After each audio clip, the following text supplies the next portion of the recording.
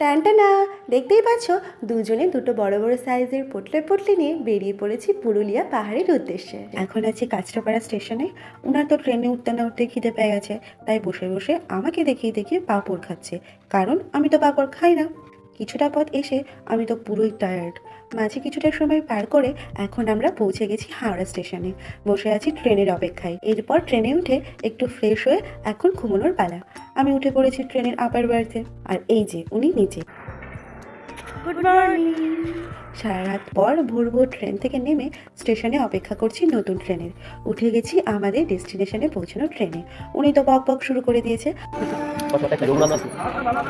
অনেকটা পথ পেরিয়ে এবার চলে এসেছি এই স্টেশন। এটাকে নাকি ভুতুড়ে স্টেশন বলা হয়। এসেই তো আমার গাটা কেমন ঝমঝম করছিল। যাই হোক, এভাবেই ট্রেন চলতে থাকলো, আর তোমাদের সঙ্গে দেখা হচ্ছে নেক্সট ভিডিওতে। আমি আসছি এর পরের পার্ট নিয়ে। এখন টাটা।